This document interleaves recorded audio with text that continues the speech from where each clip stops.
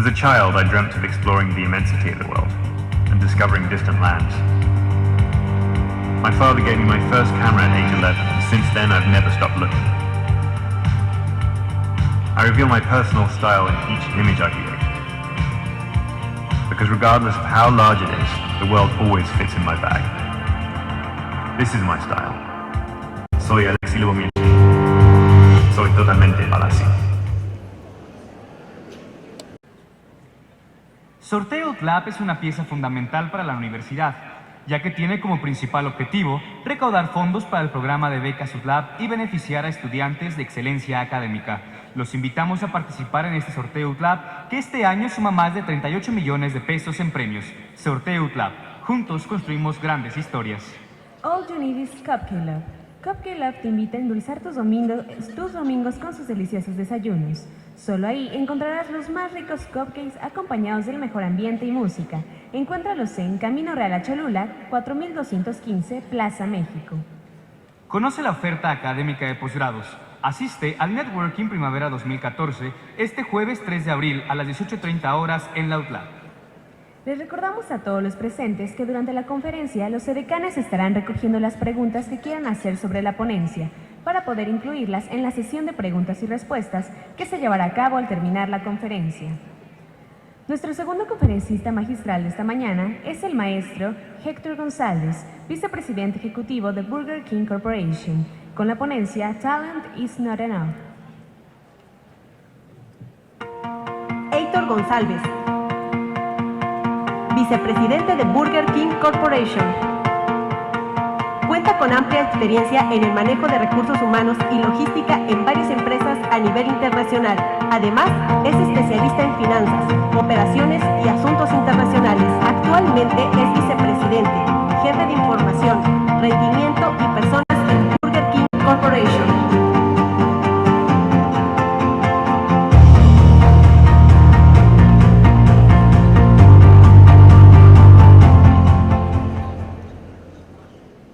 Recibamos al maestro Heitor Gonçalves con un fuerte aplauso.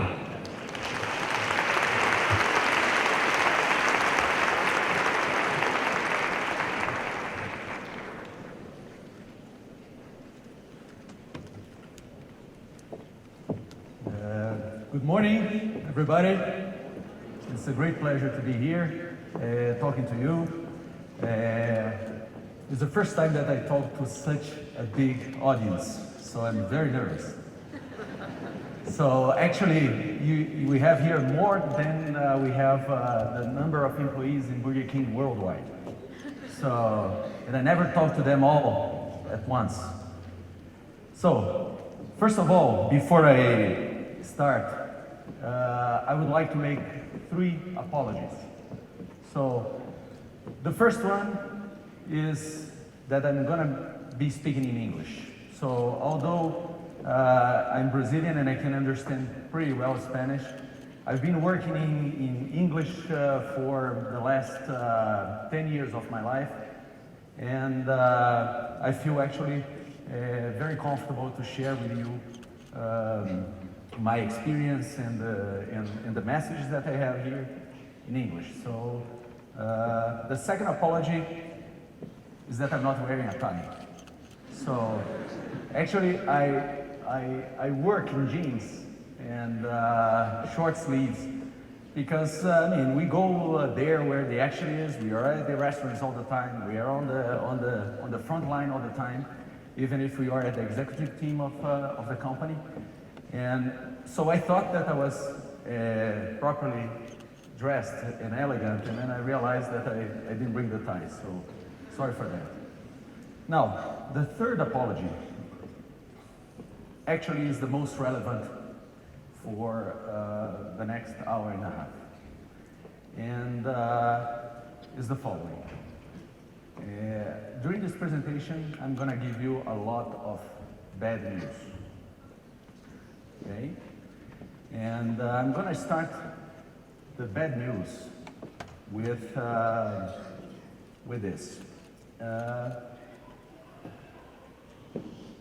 The easy problems were already solved by your grandparents. The difficult ones were solved by your parents. Okay?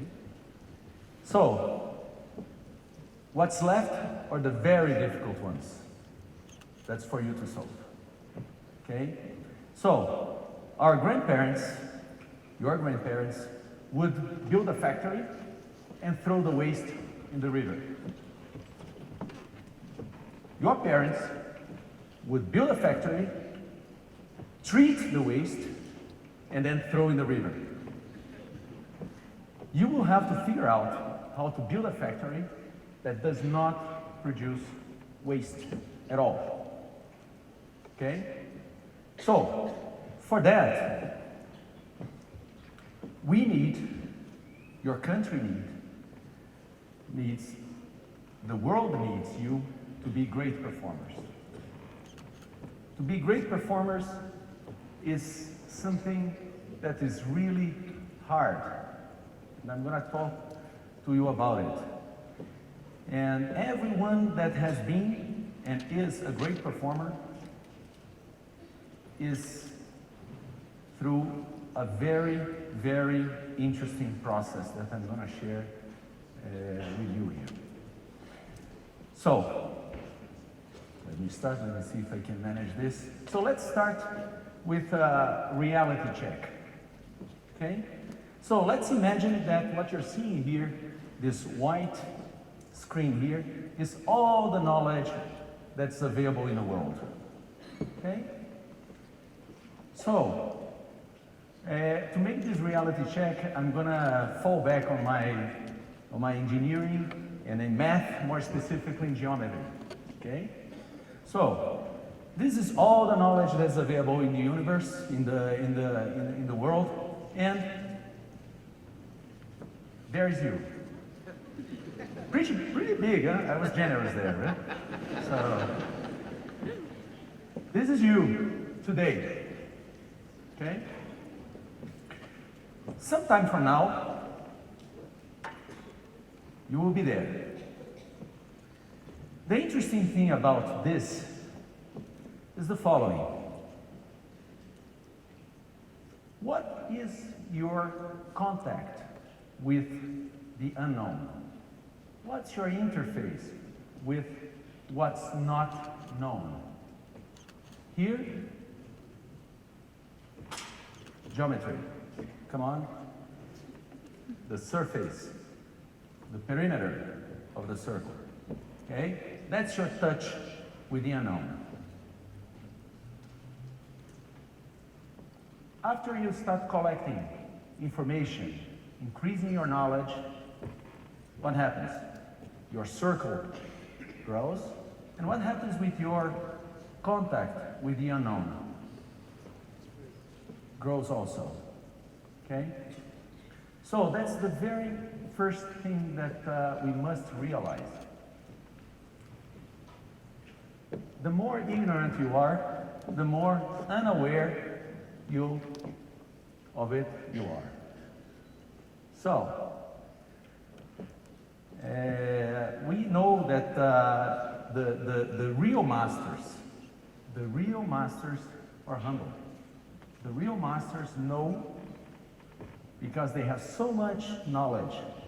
They really know, and they are in contact with all their interface are really big. So, my first advice, so that we can go further on this presentation, is be humble to learn, to start with.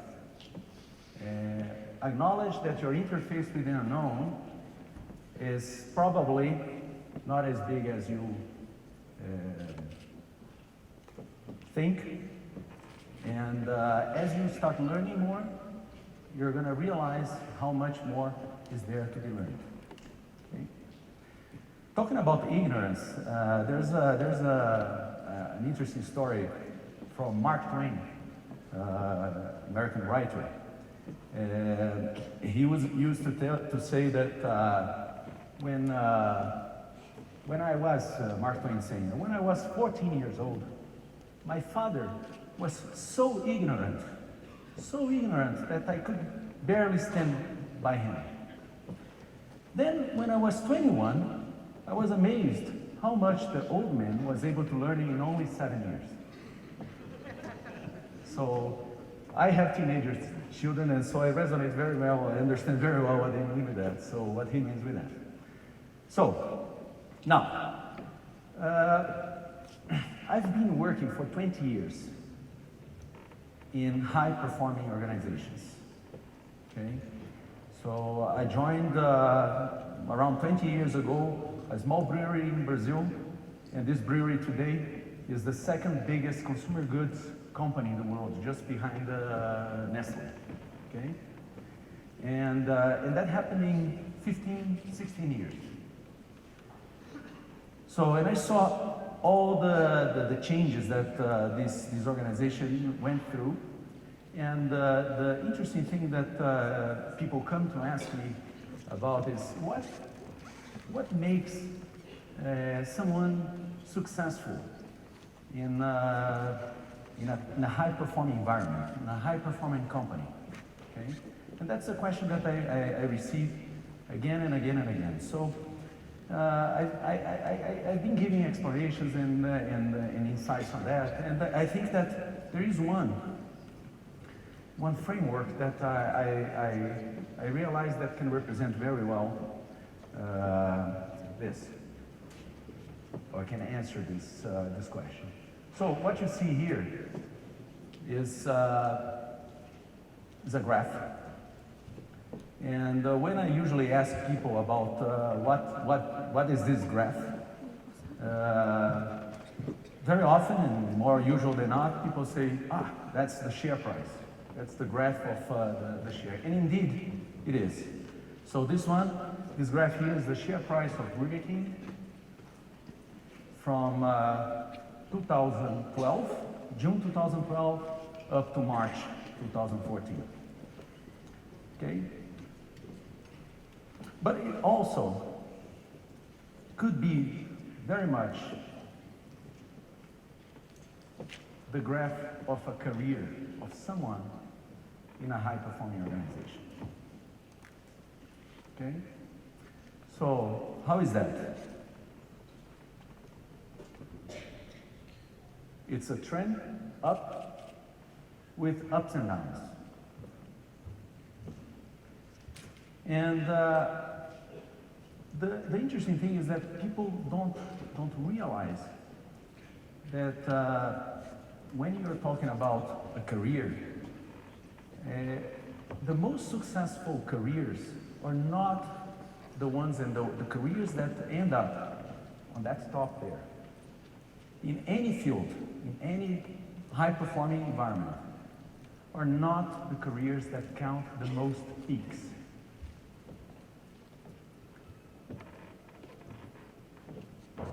Are the careers that the people were able to endure the valleys. Okay? So,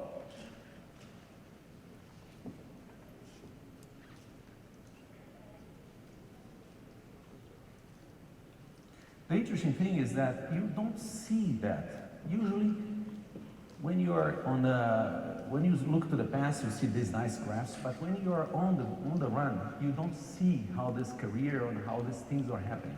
The same way as in shares, okay?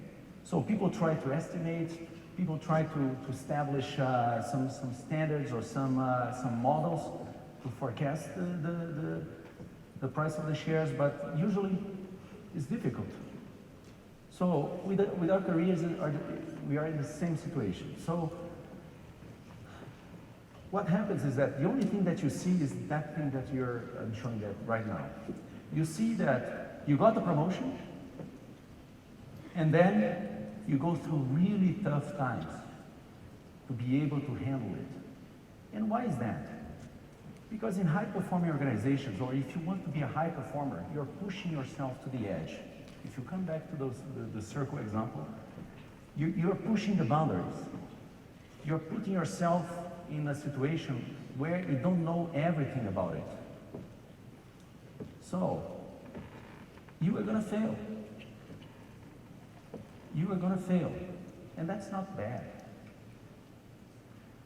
So, what usually happens when we try to make one step forward, when you grow in your career in high-performing organizations, what happens is that you get a promotion, and then you're happy for 10 minutes, and then you realize that you are exposed to a heavy, heavy, heavy load.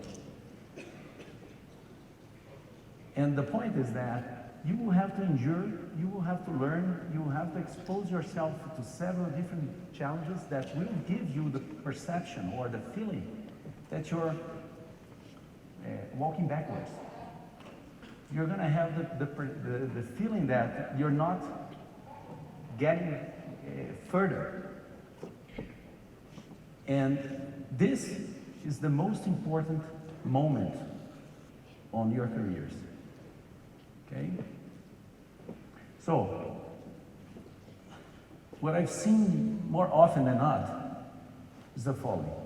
People usually quit in 2 moments.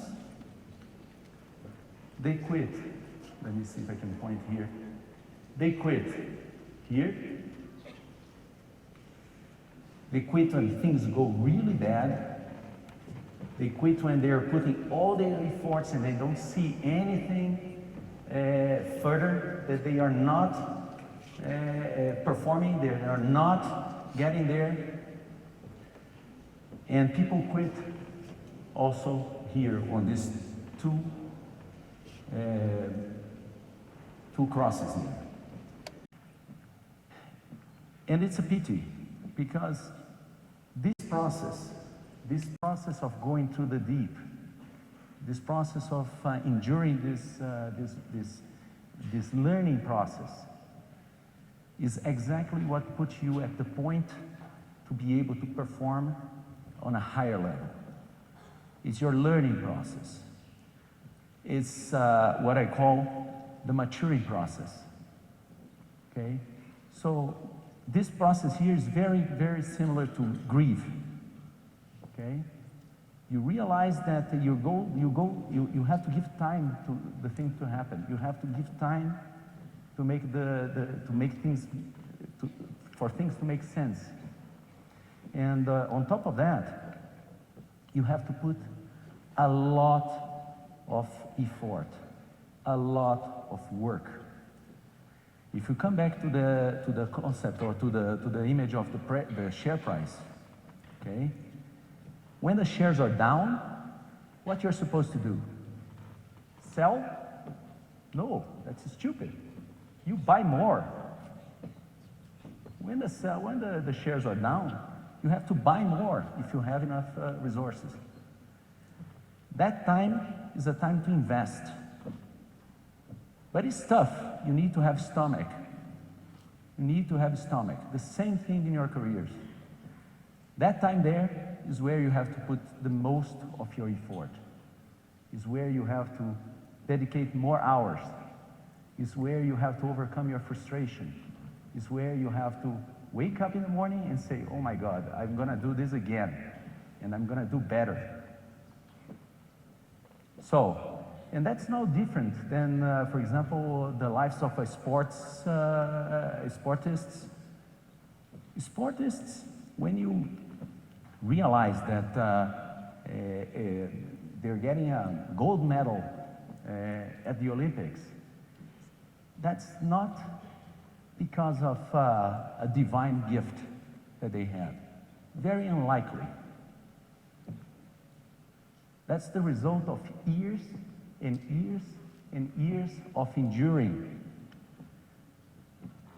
So, in my youth, I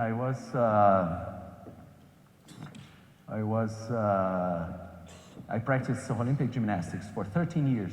Okay, I ended up in the Brazilian team of Brazilian national team. And no, I didn't go to the Olympics, and I didn't get any medal. So everybody asked me that. So I don't remember one day one day that I didn't train feeling pain. Every day I was feeling pain somewhere. And if I was good, I would hit my ankle or do something that would make me feel pain that day. So, and if you talk to athletes, in general, you're gonna hear the same story. You're gonna hear that, yes, it's a lot of effort. You feel pain every single day. But that's the only way that you feel that you're pushing yourself through the boundaries. Okay? So, people usually say, okay, I can understand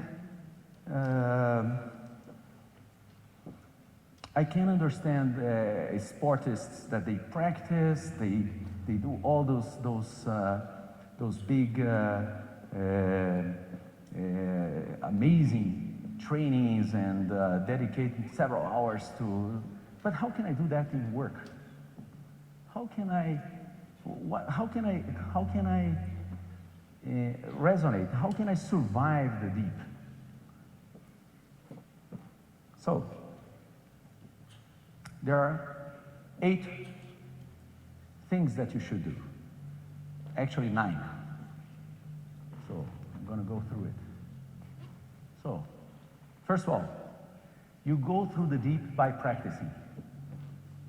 Second, you go through the deep by practicing. Third, practicing. Fourth, practicing. Fifth, sixth, seventh, eighth, and to save time, you have to practice infinitely. Practice all the time. Now, let me stop here a little bit, and let's talk a little bit about talent. So for that, I have a story about Benjamin Franklin. Benjamin Franklin is known to be one of the most extraordinary personalities in the American history, North American history, and very talented. There's a story that he was a very good writer. And Benjamin Franklin, when he was a teenager, he was very proud of his writing skills. And he would change letters with friends, talking about important matters. And this story happens specifically when he was writing with a friend about the subject if women should vote or not. Okay? So a long time ago, right? So his father got along to those letters and start reading those letters. They were there, and then the letters of him, his letters to his friend, and the letters from his friend back to him. And then he called Ben and said, "Look, I'm not going to debate the content of those letters. I just want to talk to you a little bit about style." And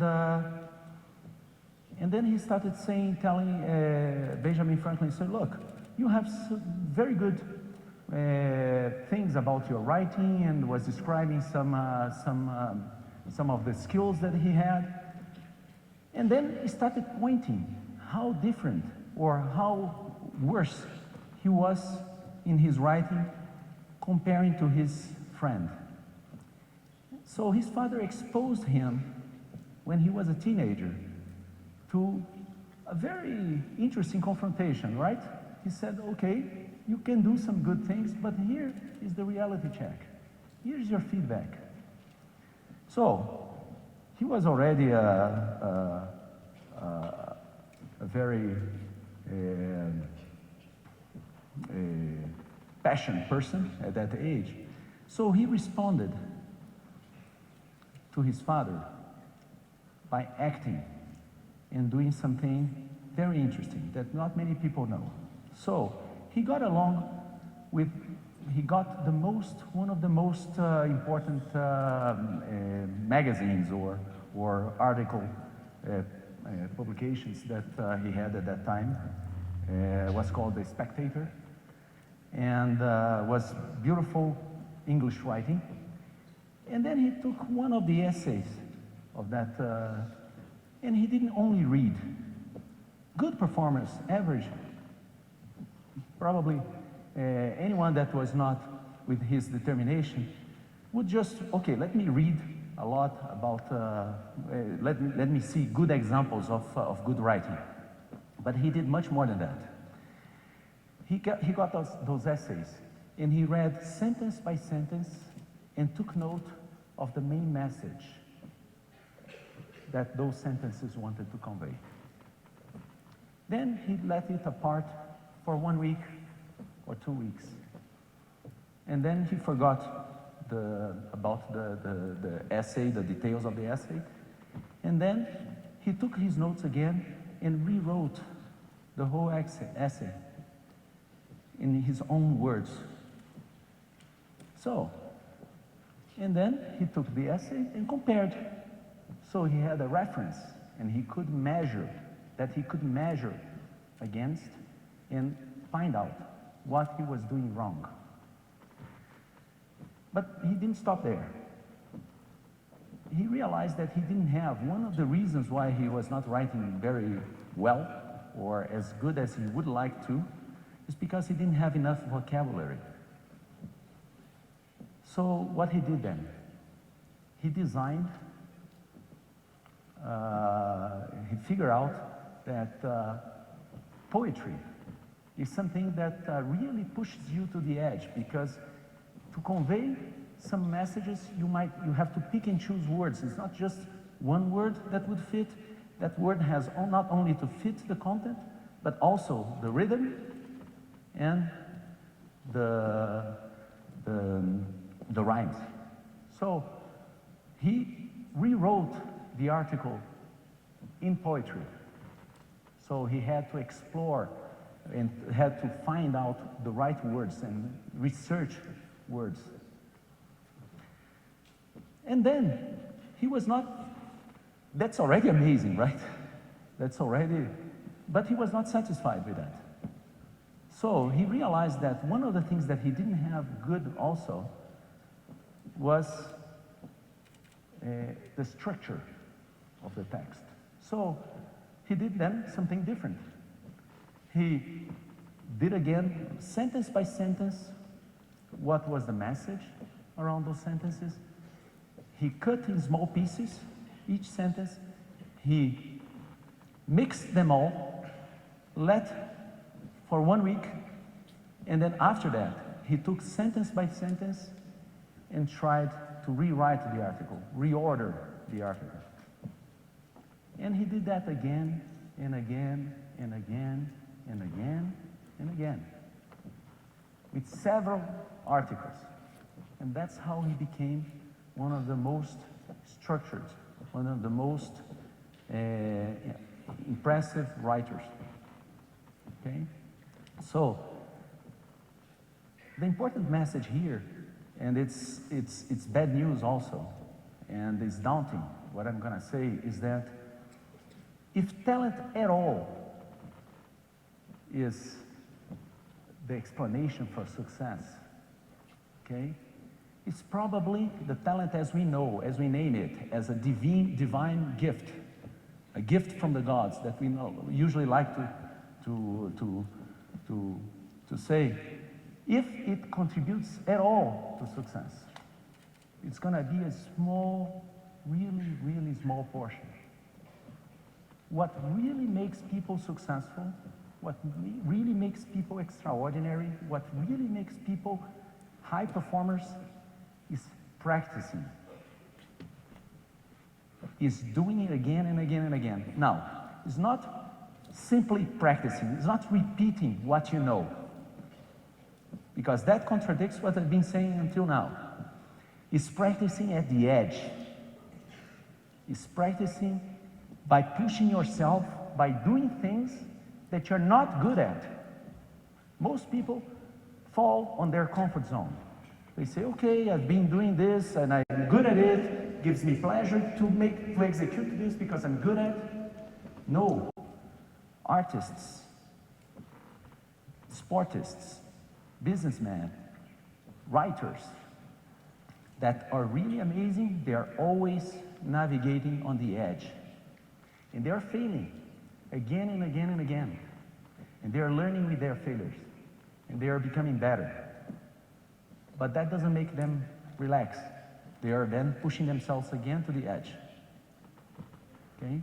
So, the bad news about that, first of all, you cannot blame God, you cannot blame genetics for not being a high performer. You cannot. You can blame yourself. Second thing, it's not fun. To be a high performer is not fun. Why? Because you have to keep doing things that you don't know how to do. You have to keep failing. But then you have to be able to react. You have to be able to, is how you deal with that failure. What you do to deal with it, that's important. Okay? So, how you get along with it. So, we can imagine that sportists and they can practice because they are going to they have the training period and they have the competition is something very separate. How can I do that at work? So you're going to have an interaction with your boss. So you have a meeting with your boss and it doesn't go that well. Then you say, okay, boss, let's do it again. Okay, let me try it again. And then it doesn't go that well. Let me try it again. Come on.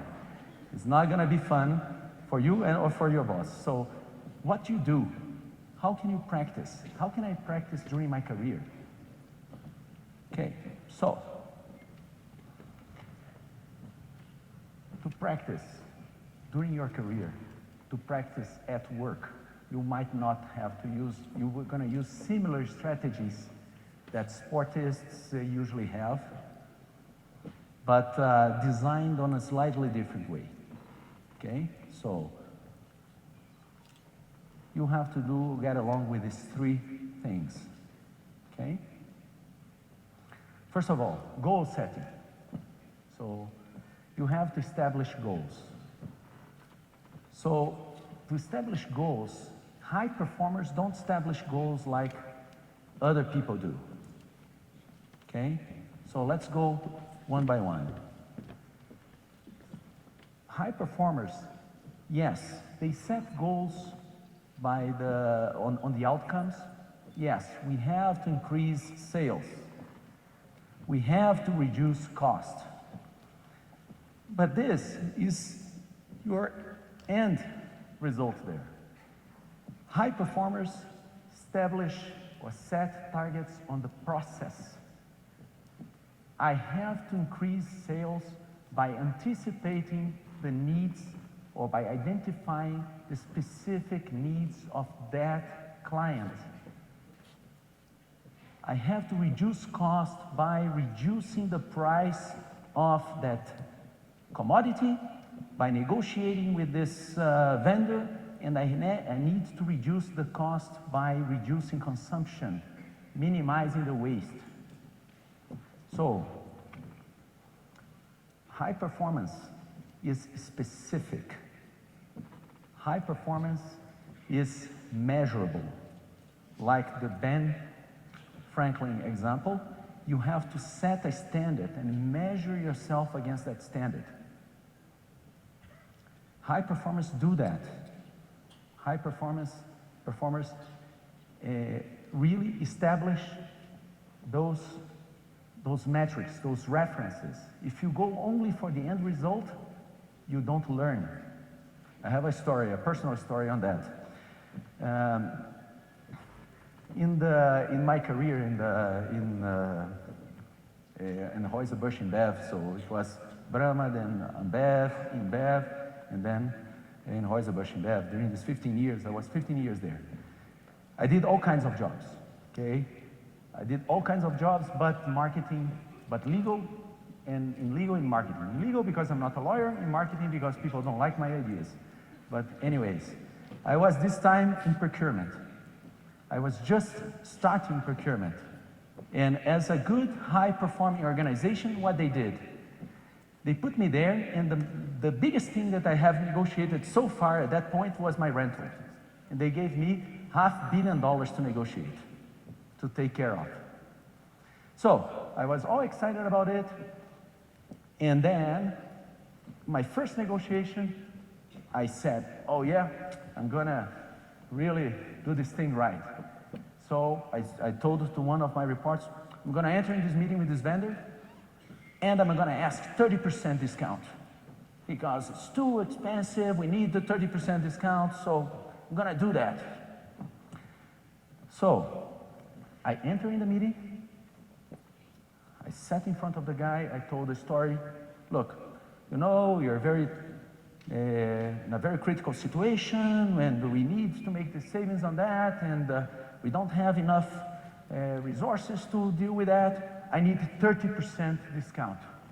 Then the vendor looked at me and said, yes. Yes? What do you mean yes? Yes. I said, oh my God. I said something else, but I think I cannot say this here, but I said, oh my God, what happened here? So I went out of the meeting, and the guy, did you get the 30%? I said, yes. Oh, great, and how was it? I don't know. I didn't learn anything about it. I got my result, but I didn't learn anything about it. Why? Because I didn't know why I was asking the 30%. I didn't go to the details of why that guy would be giving me 30% and not 40 or 20. I didn't set targets on the process. I didn't understand. I didn't know what was the story about it. As a consequence, people that set targets on results and outcomes, they usually achieve their outcomes and they don't know why. Or they don't achieve their outcomes and then don't know why either. So, you have to set targets on the process, set targets on the outcomes, set targets on the steps that you need to get there. By the way, you get a roadmap on how to get along. You can track your performance as you go. And when we're talking about tracking performance as you go, then you have the second. Okay. Self-observation. So the human being, the human brain has an amazing capability that some researchers call metacognition. So this amazing capability is the following. You are able to do something, to say something, to go along in executing something, and at the same time, you're able to observe yourself doing it. So I'm talking to you here, and at the same time that I'm talking to you, I'm observing myself. I'm saying, okay, should I walk up to here? Is my voice tone, when I go down here, the sound goes louder. And so I'm observing myself talking. And because of that, I can adjust. I get your reactions, I can adjust, and I'm observing all these things. This is an amazing capability that the human brain has. But not many people use it. People don't use it in their daily work. And I will give you an example. Driving. You probably remember when you started learning how to drive and you had to pay attention on all those things, and you have to press this and press that, and you have to look at the mirrors. It's crazy, right? You have to look so many things, and you have to look the controls and the mirrors, and then you have to drive, and then you have to look the road, and you have to look the other drivers, and then you have to push the pedals, and then you have to change the gears if you're not using an automatic. I didn't learn in an automatic thing, so your life today is a little bit more easy, but yeah, you have to be controlling all those things. And you, at a certain point you think, oh my God, am I really going to be able to do this all and get there where I want to go? So what happens is that as time passes, you master it. As time passes, you learn how to do it. And then what happens? You drive without thinking of it. This is good enough for you to go from home to work. This is good enough to go from work to home, to go somewhere. And you're driving there and thinking about what you're gonna buy, what you're gonna do when you arrive home, about that meeting that you're gonna have if you're going to work. You're thinking of so many other things, but the driving. Now, what happens if you realize that your fuel is almost finishing and you're on the road? What happens then? What happens then is that, oh my God, I have to arrive to a petrol station, to a gas station. I have to have fuel enough to arrive to a petrol station. And then what you do? Then you enter in a mode of metacognition. You start paying attention on every single thing, every single move that you're doing while driving. So you start, okay, I cannot accelerate that much. I'm gonna be more careful on making the curves. I'm gonna pay attention around, and you start paying attention very much on what you're doing. And then what you become? An expert driver. Suddenly, just because you are exposed to a different challenge, you become an expert driver. You become a much better driver. I bet with you that you're not gonna suffer any accident during this time. You won't. Unless you're really out of fuel and you stop in the middle of the road and then you got hit. But if you arrive to get to a gas station, you're not gonna suffer any accident. Why? Because you're being a much better driver than ever.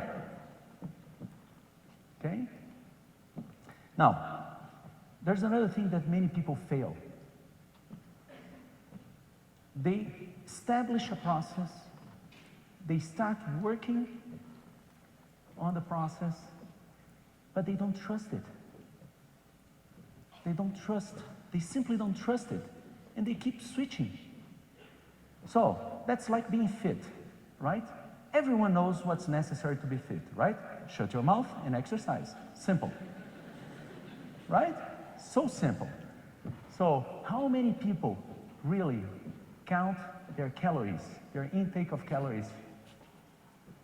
How many people wake up at 5:30 in the morning, 6 o'clock in the morning to exercise? Every single day. How many people do that?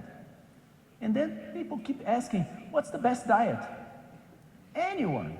Any diet is good enough, as far as you make it. During 6 months, 1 year, your whole life. Probably they will work, all of them.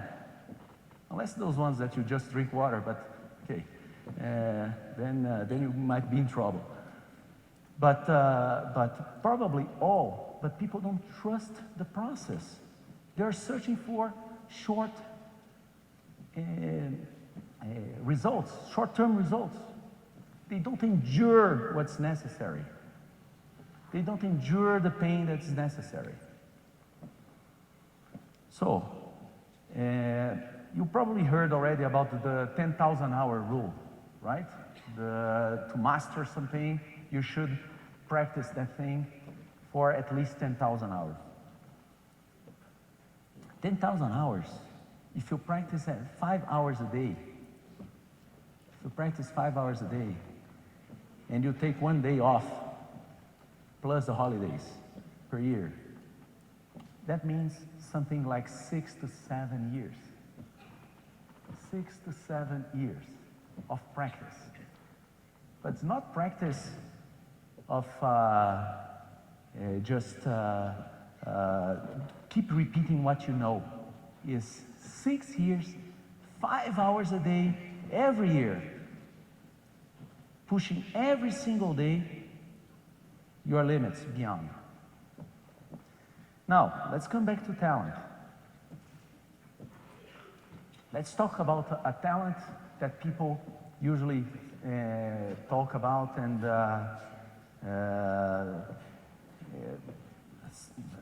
talk about the amazing accomplishments that this personality had. Mozart, okay? Brilliant, genius, was born with a talent. Mozart was born in a family. His father was a musician, very well-known musician. His father was a professor, was a teacher of music, very interested in the education of young children. By the age of 3, Mozart was already being educated in music, intensely, day in, day out. He was living with the teacher. Can you imagine living with your teachers? Every day, being taught every single day. Very intense. By the age of 12, he had already 9, 10 years of intense practicing, education in music.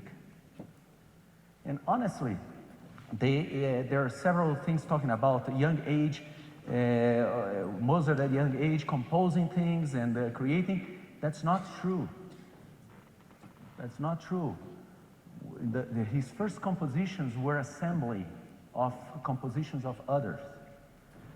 There are documentation that a lot of his composition was being corrected by his teacher, his father, corrected, okay? The very first really relevant contribution of Mozart to, first masterpiece, considered masterpiece, he was 21 years old, was the 9th symphony for I don't know if it calls symphony, but was the first composition that he made that was really considered a masterpiece. By then, he had already 18 years of intense training. Now, is there value on that? Of course, he endured.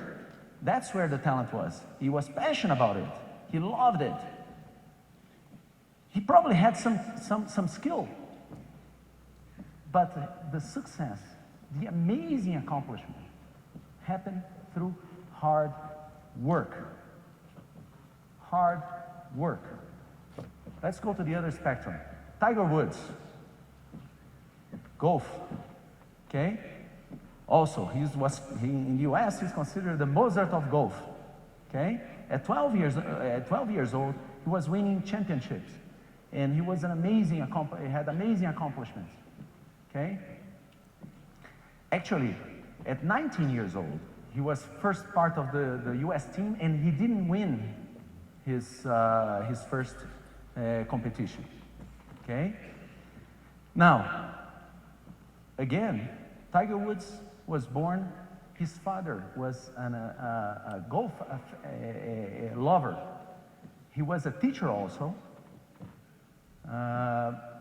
And when Tiger Woods got his first putter, medal putter, with 7 months, not years, 7 months old, his father bought him the first club.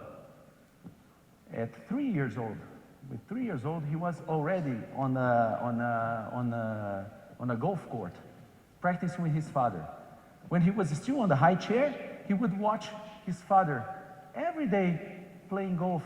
He would put him there, and while his father was practicing, the little boy was watching it. So, by the age of 12, he had already, or 13, he had already 10 years of practicing, intense practice. Is he talented? Yes, probably. He has the skills. His success is due to that? No, probably. That's a minor part of his success. His success is because of the hard work. Okay? So let's go for the third. So, after action review. That's an expression that the US military uses to assess the results of a certain training or a certain action or a certain operation, okay? Being actual mission or just a training. And so that is simply, so you set a goal in the process, you are self-observing the action as you go, and then by the end, you assess the results. Again, high performers assess the results differently than other people do. They face the brutal facts. They don't do, great job. No. They look what I did wrong, what I have to improve, what I have to work more on. They seek feedback. They know, as they start mastering, as their circle gets bigger, they know that they don't know everything. They know that there's much more to learn. So, they seek feedback. All great performers, all high performers have coaches, mentors, teachers, and they usually, very often, refer to them. Very often, artists, everyone. So, trust your mentors, trust your professors, trust your teachers. Choose them and trust them. You're not going to like their feedback. If they're really good mentors, they're going to give you the tough feedback. They're going to focus on what you're not doing right. But that's life. That's how you get to be a high performer. Measure against a standard. Measure against a standard. Make sure that you have a reference to compare yourself. Okay? Don't say, okay, I did well, I'm okay. This is for the mediocre. I'm okay, I feel good, I did well. No, that's not good enough. Now, high performers, great performers, they take responsibility. High performers don't blame God, don't blame genetics, don't blame the weather, don't blame the others. You know why? Because they know that more often than not, your responsibility goes beyond your authority. The example that I like to give is salespeople. When I talk to the salespeople in our organization, I tell them that, look, you are responsible for sales, okay? If it's raining, people don't go to our restaurants. When I was in the beer industry, if it's raining, if it's cold weather, people don't drink beer. So far, we don't have a contract with the guys up there. So you have to figure out. You have to find ways to overcome the adversity. If you're responsible for a service involves a client. You don't control the whole interaction. There's something that happens on that other side there that might be unexpected. So your responsibility is for the final outcome of that performance. Doesn't matter if the person is not collaborating. So when I worked in IT, one of the areas, there was this guy that came to me and said, "Oh, everything goes fine, but these users are terrible." I say, "Come on, guy." It's always what IT guys say, right? People blame IT, say IT is always a problem. Why you didn't do that? Because my computer was not working, the network was out, and all these things, right? And the IT guy says, "Oh my God, these users don't know anything about what they need to know." So that doesn't work. You're responsible for the whole outcome. You're responsible for the whole outcome. So high performers acknowledge that their responsibility goes beyond their authority. And that's very often, if not all the time, if you are in leadership positions, if you're growing your organization, okay? And you will have to be able to handle this ambiguity. It's difficult, it's tough, okay? Now, there's an amazing thing that happens when you do all these things. So, let's talk about a little bit mental model. When you do that, when you do all those 3 steps, you start building knowledge. But high performers, it's interesting because high performers, they all of them have a mental model of their expertise. They have a mental model of what they are doing. And this mental model is refined and refined and refined and refined by practice. So, a mental model is, that touches that discussion. What's important, a theory or a practice? And I go with, there's nothing more practical than a good theory. Okay? So if you have a good model and you acknowledge that this is only a model, okay? So first of all, you have a framework to hang your knowledge, the new knowledge that you're acquiring by all that feedback that you have while you're practicing. You also are able, high performers are able to screen much more fast, much more easy what is relevant information for the decision that they are making and what is not relevant information because they have a good model. And most important of all, they are able to project what's next. Models are good to try to find what's going to happen. If you have a good model, you can connect information. You can connect information, and there is where your focus, your attention to the process is going to help you the most, because you know how the things connect. You know how the things work. And then, don't forget to go there where the action is to check your model. You have to learn, continue learning. A model is not a static thing. A model is something that you grow, that you design each time that you improve your practice, that you stretch yourself. There's a study that's a very interesting study about tennis players, okay?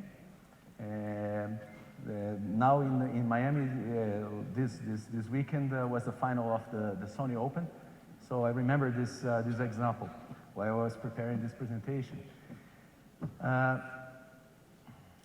Normally, high performer players, the great players, they serve. Usually the ball goes at something like 120 to 150 miles per hour. A mile is 1.6 kilometers. I couldn't resist to get my engineering conversion things here. So it's really fast, right? So, and they were observing the guys that were receiving those servings, the ones that were able to respond effectively to that. And the first assumption that they had was that these guys had better reflex. The better performers, the ones that were able to respond to that, were the ones that had better reflexes. Again, talent thing, right? So, what they started doing, they started filming the eyes of those guys and trying to understand what these guys were observing. The good players were looking at the ball. They were observing the trajectory of the ball. The extraordinary players, they were not doing that. Their eyes were on the opponent. Their eyes were observing the body positions of the opponent. Why is that? They were not looking at the ball. Why? Because they had a mental model that was there in their minds that was trying to anticipate by the position of the body of the opponent where he would serve the ball. So they were not being able to run more fast or to react more fast than any other good player. They were just being able, through their mental modeling, to anticipate where the ball would hit. And therefore, they were already moving on that direction. So, the ability to anticipate most of the time based on mental models, based on knowledge of your field, is what really drives high performance. It really drives the ability to react fast, to anticipate. And more often than not, and I mean, not more often, always is due to practice, knowledge accumulation, based on training, on practice, okay? Even in innovation, many people usually say that to innovate, you have to put someone that knows nothing about it so that they can challenge. That's not true. Most of the innovation that we see as innovation, most of the things that are discovery of a new thing is based on deep knowledge. It's based on the works of several different people before. So, they are exposed to their limits, but they are brave.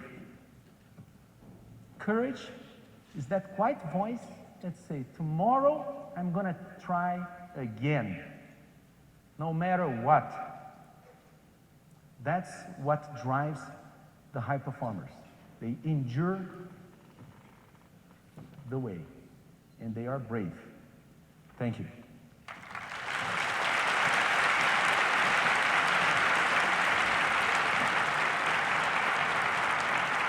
What I'm supposed to do now?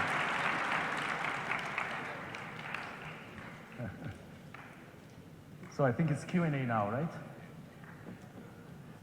You're gonna shout or you're gonna...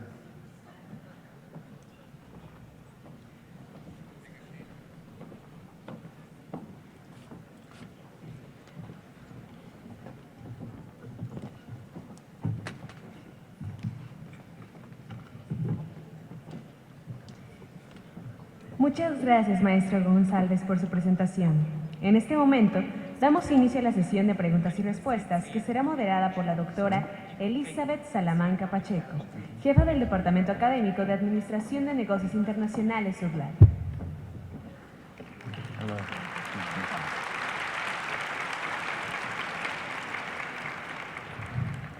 Thank you, Mr. Gonçalves, for your conference and for coming to Puebla to share with us all your experiences. And we have several questions. I tried to organize them under the most common topics. So the first one, many students want to know what is the kind of profile of human resources, of people that high-performing organizations such as Burger King are looking for. Okay, so as I said, it's we like a lot people that can show and demonstrate on their past experience that they have that endurance, that stamina, that is necessary to endure what it takes to grow. So we value a lot the experiences that people have on accomplishing challenges. And doesn't matter the size of the challenge itself. What does matter is the process that you got along to surpass that. I don't mind. A question that I usually ask in my interviews is, tell me a big mistake that you've done, right? And how did you get along with that? So how did you went to recover from that mistake? And that tells a lot. That tells a lot, because if I'm hiring people to be in my place, in the place of our CEO in the future, these people, the 15 years from now, the challenges that we will have in the world are completely different. Just look back 15 years. there were no smartphones and things like this. So the people want to know the answer. And if you don't know the answer, I need to have tough people there to be able to create models, and confront the situation. So that's what I need. I need people that are prepared to endure, prepared to work again and again and again on solving problems. And in fact, that was one of the questions. What was your biggest failure and how did you do to go through? But you have already answered that. So another question is, if at Burger King, do you do something specific? You were talking during your conference about these ups and downs that people face while they are working in multinational organizations. So at Burger King, do you do something specific in order to avoid that people quit when they reach these difficult points? Do you do some specific actions? Yes. So one of the things that we do is we create environments that incentivize people to share the tough feedback. So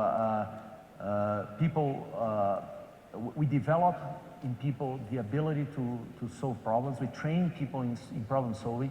We train people on setting their goals in a precise way so that they learn all the time with their knowledge. What usually happens is, and I've seen several times, people being impatient on those moments. If you remember that the Red Cross is there, I have a situation that actually was a personal situation that when we created InBev, I was just one year before, I was asked by the current CEO of the company, by the way, I was a CFO of a small joint venture that we had with another company, and the CEO asked me to go to HR. And then, as a finance guy, I look at him and say, "Oh, what did I do wrong for you to park me in HR?" So, and he said, "No, you're gonna understand." Just as later on, I fell in love with HR. So, I went there and I took over rewards. And some months later, we acquired Quinta. We acquired the Argentinian brewery, and they need someone with finance profile to design the new compensation system. But then I stayed there, and then there was another guy responsible for talent and responsible for recruiting and talent. Was my peer. I was in rewards, and he was he was a high performer. He was a trainee. He was one of the most brilliant people in the organization at that time, and he was going through a valley on performance, and he didn't endure. He said he was seeing other people being promoted, and he was not happy with that, and then he quit. He quit 6 months before the operation, the merge with Interbrew that created InBev. When that happened, when the merge happened, people would say, "Wow, this guy would be the perfect guy to be sent to represent the company there, to be the head of HR on that new company. He would have been the perfect guy." And at that time he quit. We didn't have opportunity to hire anybody. I accumulated the two functions. But still, when the merge happened, people said, "Wow, he would be the perfect guy." But he was not there anymore. So what they did, they sent the second best guy. It was me. So he missed the opportunity, and I was there in jury, and I went through really, really tough time because I was accumulating. I was not being able to handle even my area at that point. But I endured the tough times, and it was not easy. And then that opportunity came to me.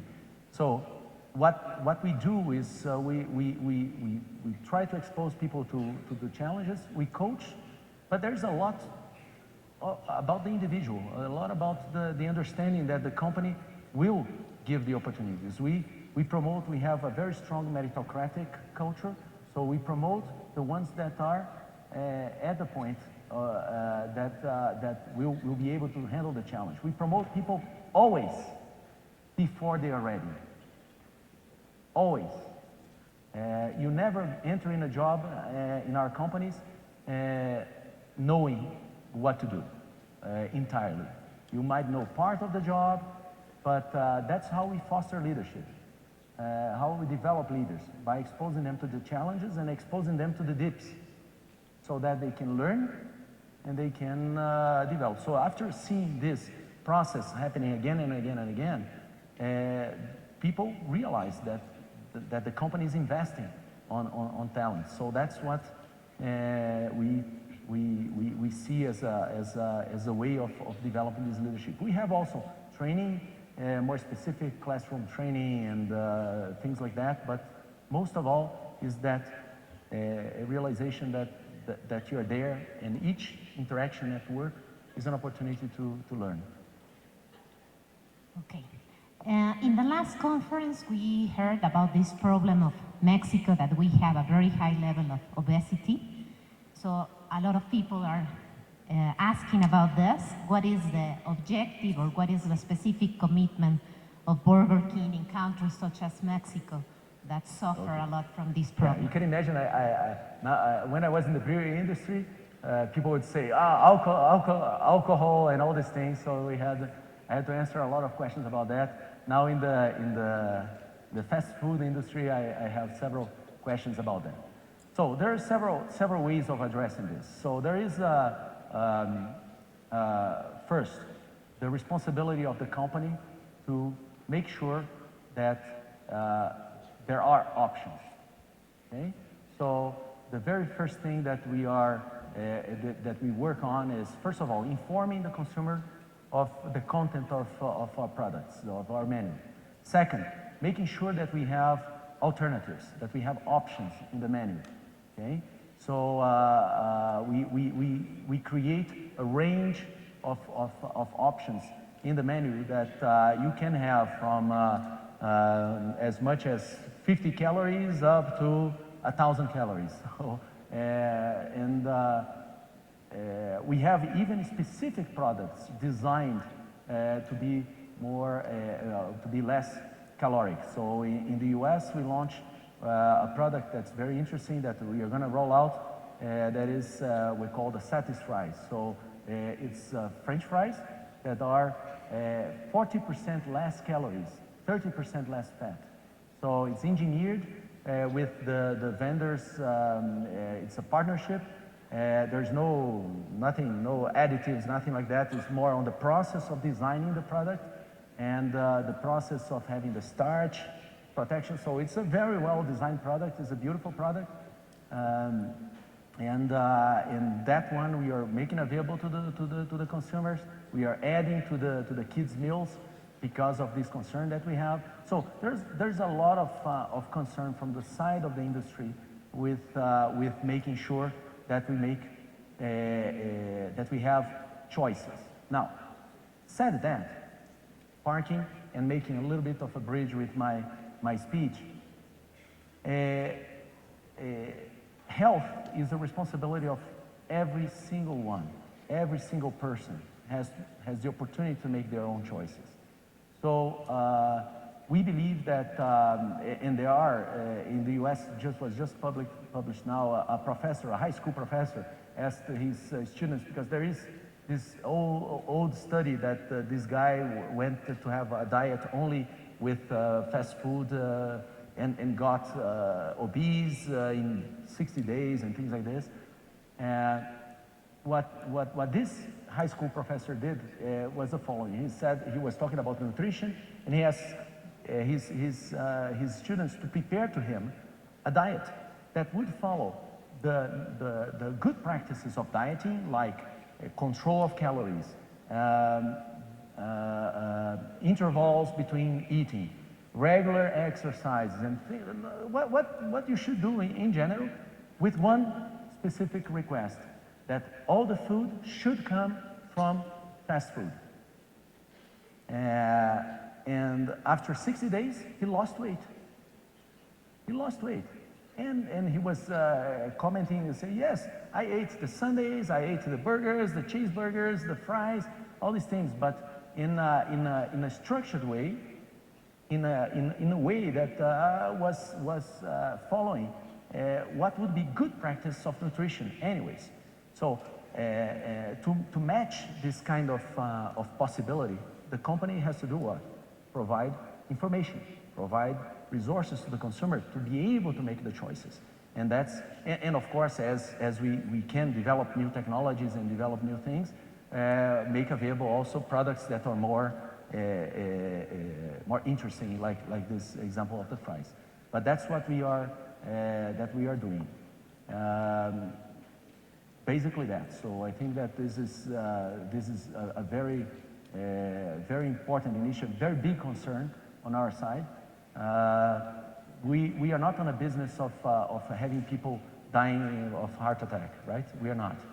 So that doesn't, as well as when we were in the beer, was in the beer industry. For us, the bad drinker is not good. It's not good.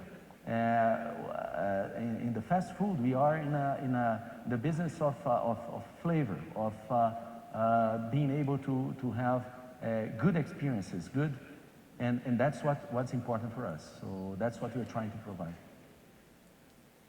Okay, one question that is more or less related to one of your previous answers. If you think that the levels of loyalty inside multinational organizations have decreased because of this attitude towards success and very high competition, if you think that the loyalty levels have decreased, and in case you think that, if Burger King is doing something specific in order to make that the people remain in the organization. Okay. So it's a very broad question, right? So it's engagement is something very special. So we do engagement surveys every year. We just finished the one just this Friday. The most important thing is make sure, first of all, that people understand what the culture is about. High-performing cultures are not for everyone. Why? Because it's hard. What I just explained here, it's really hard to be a high performer. Why? You have to work. You have to endure tough times. You have to operate on the edge. It's tiring. It's difficult. That's why you don't see that many quote-unquote talented people around. It's not because you don't find, because God is not that generous in distributing the gifts. No, it's because it's difficult to endure what you need to endure. So one of the things that we are very keen of is to explain people what our culture is about, what high performance is about. And the interesting thing about that is that sometimes people, I like to make a parallel with a winning team, a sports winning team. The sports winning team usually it's an environment where when someone does not deliver, who gives the feedback usually is not the fans, usually is not the coaches. The first ones to give feedback to someone that is not on a good day, is not performing well, are the teammates. Why? Because they, for a different reason than usually those classic cutthroat cultures do. A winning team Usually there's a lot of peer pressure, mostly because I want and I need my teammates to perform. Because if they don't perform, if they don't do their work, I cannot do my work. And the whole team cannot perform as a group. So the culture is a lot of peer pressure culture, but at the same time creates a bond, that this bond generates a huge loyalty for the ones that are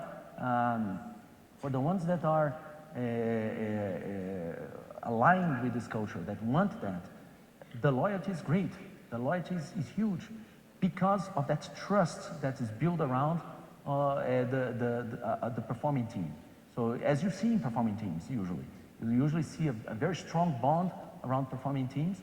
And of course, the ones that don't perform usually don't feel comfortable on such environments. So the most important thing is to make clear what the culture is about. Making the comparison between Mexico and Brazil, as we both are Latin American countries and we have some similarities, in terms of the operation, do you think that it's really different for Burger King to operate in Brazil compared to Mexico in terms of regulations? I don't know all the details of the regulations. What is important is that Mexico is much beyond, from a point of view of size, much beyond Brazil from the Burger King perspective. So here, in Mexico we have something like 440, 450 stores, almost 500 stores. A solid track record for many years. And in Brazil, when we took over 3 years ago, we had only something like 57 stores. It was tiny. And what's happening is that in Brazil, the businesses, they are different. One, here we are talking about growing a business that's already solid and is already established. In Brazil, we are talking about growing a business that is not yet totally known, is not yet. So we have advantages and disadvantages on that. The advantages are, of course, we have the benefit of being the novelty. Our stores are all new, all nice. The disadvantage is that we don't have a solid image or brand promise established in the minds of the consumer. So what is different here in Mexico? Mexico, we have some challenges on the design of the menu, making sure that we have a whole portfolio of products available on different levels, on different tiers. We call value, core, and premium. So we are working very hard to have this design well established. But the main challenge that we have all around the world, and that's an interesting thing, that it's not about the regulation, or it touches a little bit but it's much more the relationship franchisee-franchisor. The company now, when we took over the company, we were something like 10% company stores and 90% franchised. And we went to, at that point, we were already the most franchised business in the industry. And we went all the way. Today, we own only 50 restaurants in Miami, company stores. All the rest we sold to operators to execute it. Now, our biggest challenge, and it's a challenge here in Mexico, it's a challenge across the world, is to make sure that the conflict, the natural conflict, franchisee-franchisor, is resolved through a strong concern with the franchisee profitability. Because a franchise, most of you know how it works. We have royalties over sales, but the franchisee takes home the bottom line. So if we don't work properly on on the design, or if you're not concerned with the profitability of those entrepreneurs, the profitability of those companies, we are not able to grow. And our model is to grow, and our model is to make sure that we grow in a sustainable way. And the sustainability of that only comes if we make available profitable business to our partners. So that's the biggest concern that we have all over the world. And as a consequence of this change in approach, what happened is that we reestablished a lot of good relationship with the franchisees across the world. Before, when we took over, we had several lawsuits of exactly those kind of situations where the company before would mandate a certain item on the menu that was not profitable but would make top line. So we cleared out lots of those issues, and now today we have a much better relationship with the franchisees, and that helps us a lot. Most of our franchisees are solid, well-known, responsible, respected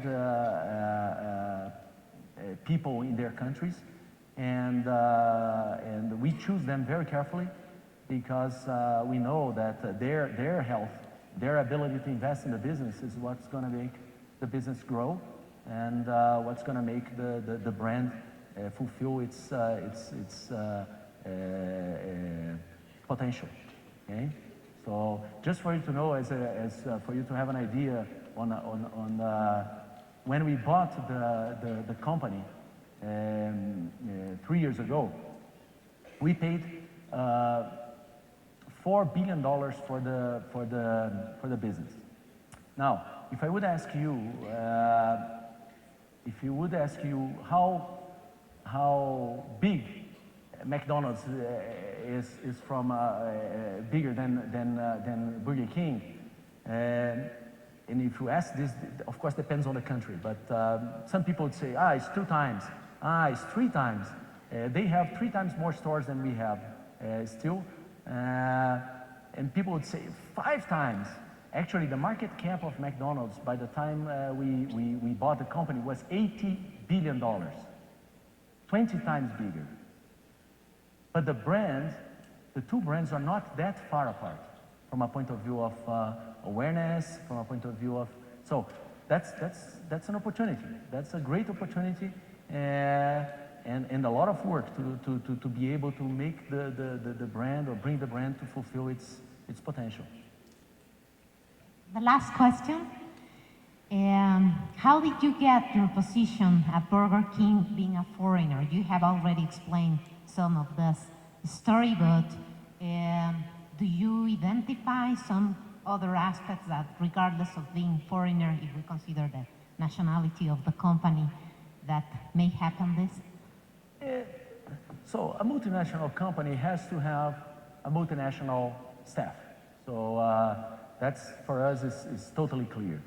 The main reason for what why I'm there is to develop and introduce and have the culture that I saw and was successful in growing the organization, the high-performing organization mindset and culture, to introduce this into Burger King and help the transformation. That's why I'm there. If I still have time, I can tell a little bit how I end up there. So I was there at AB InBev. I was at that time director of M&A, helping the company to sell some businesses that we had to do because of the covenants of the debt that we acquired when we bought Anheuser-Busch. And so I was in the M&A team helping to sell businesses there. And then what happened is there was this deal going on with 3G, and they were thinking of acquiring Burger King. And so I went to talk with the CEO and leader of the deal, the future CEO of Burger King and leader of the deal in São Paulo. So I was there, and then I said, Heitor, don't you want to talk to Bernardo? Bernardo has. So I said, okay, let me go there. And then Bernardo, look, Heitor, so we are doing something very interesting here. We are making a deal with a company and that it's a great brand and has an international platform and a huge potential to grow and lots of opportunities for us to improve the process management, the cost management. And he started talking a lot about the company and those things. And I know that you know all those things. You've been in several areas. You can help me a lot. And HR is one of the areas that I would like you to be there. So, are you in? And then I look, oh, what do you mean? Are you in? I say, are you going to tell me what company you're talking about? He looked at me and said, no, sorry, I cannot because we didn't make the bid yet. So I cannot tell you what the company is. At that time I was living in Belgium because the headquarters of ABI was there, is there actually. And then he said, look, Heitor, don't worry, you know that we are doing something great, you know what this culture is about, is high performing. Are you in? I mean, I'm gonna quit my job. He was the CEO of another company of the group. I said, I'm gonna quit my job, we're all together, let's do it. And then I look at him, yep. And then I went home, said, oh my God, what I'm gonna tell to my wife? That I just accept a job that I don't know where it is. And was a step forward of what I was doing, what he was offering me, but with a huge uncertainty. And I made a bet. I made a bet. 2 weeks later, he told me what was the company. And I asked him, at least can you tell me where it is? He said, it's in the United States. So, my God, the United States is very big, actually. So I accepted the job without knowing it, without having a clue of what company was. And why is that? Because I know and I knew by knowing at that time for 17 years, the group and what these guys want to do and what they've done, I knew that we were at the edge of engaging on an amazing journey of leveraging a company. And it was funny because Bernardo told me, Heitor, you want to join me on this project? It's a life project. It was funny because he didn't refer it to a job. He said, look, I'm not offering you a job. I said, good, because I have one already, so I'm not looking for a job. I'm not offering you a job, I'm not offering you a life project.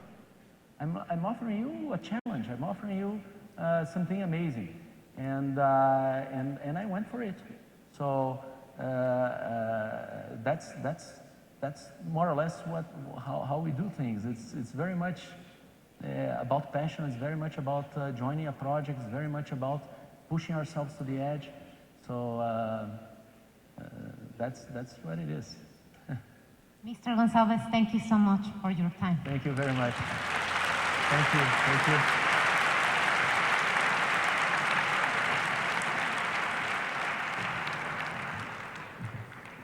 Agradecemos la participación de nuestros asistentes, así como los comentarios del conferencista invitado.